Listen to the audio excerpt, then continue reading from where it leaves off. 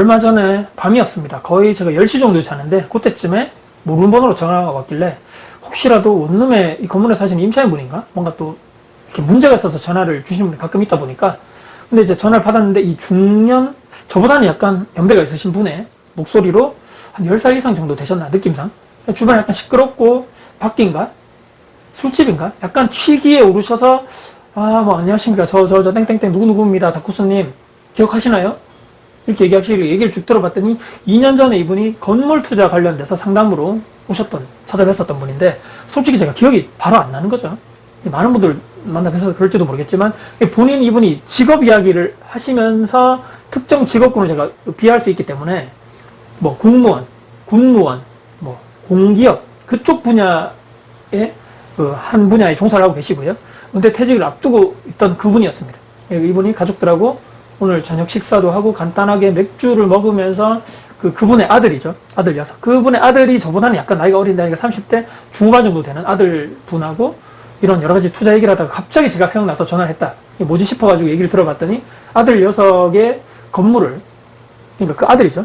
아들의 투자를 관련돼서 얘기를 하다가 제가 생각이 나서, 그러니까 이분이 사주시는 건지 그분의 돈을 해서 투자하겠다는지 그건 제가 모르겠고, 그래서 이분이 그런 얘기를 하다가 건물 하나 사가지고 아들이 임대를 놓으려고 하는데 좀 도와줄 수 있냐라고 그때 10시 정도 전화해서 연락이 왔길래 선생님 저도 자야 될 시간이고 내일 낮이나 이때 다시 한번 연락 주시고 제대로 된 상담 일정을 잡아서 다시 만나자.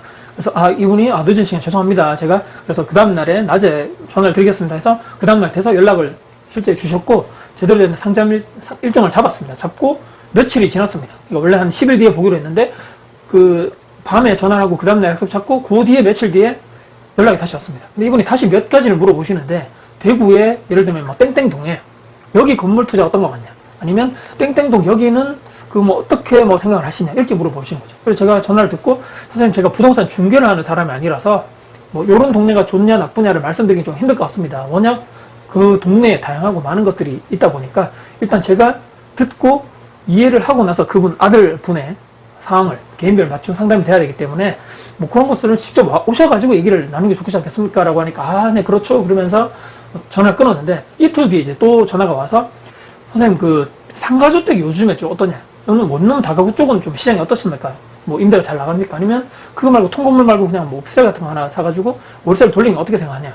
그래서 제가 전화로 뭐가 좋냐 나쁘다라고 말씀드리기는 지난번에도 제가 얘기 드렸지만 좀 어렵습니다.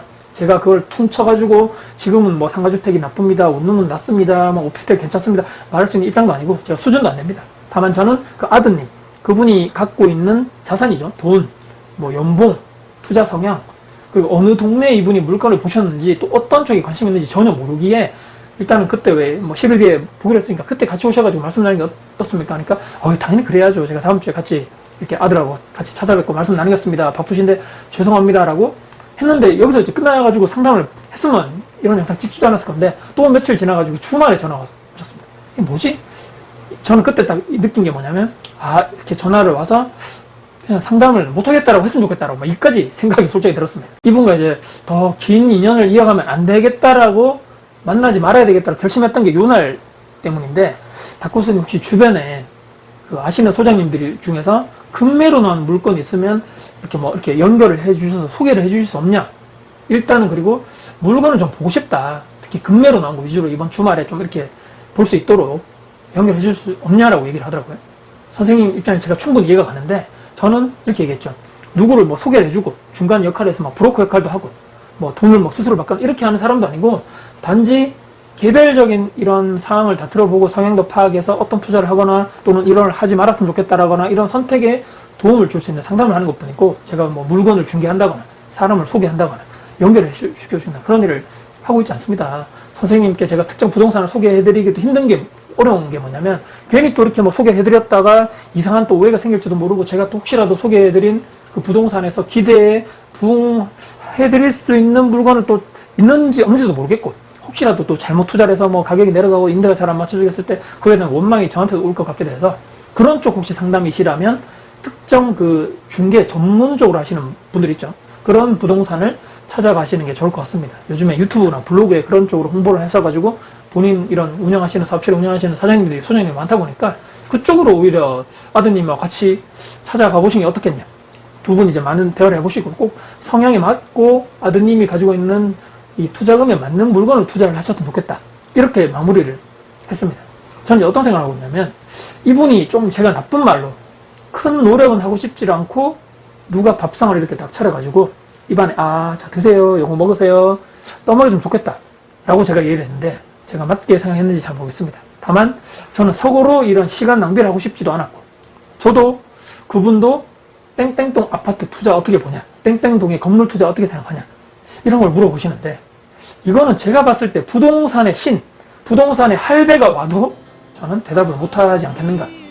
그 동네에 물건이 한두 개 있는 것도 아니고 수백 개 물건도 있고 그 개별적 특성이 다 다른데 그 물건에 대해서 좋고 나쁘고 투자를 해야 되고 말아야 되고 이걸 어떻게 판단할 수 있을 것인지, 또 괜히 가지고 있는 투자금이라든지 받을 수 있는 대출이라든지 이분의 성향도 모르고 감당 가능한 대출 이자도 모르고 모두 다 다른데 말입니다.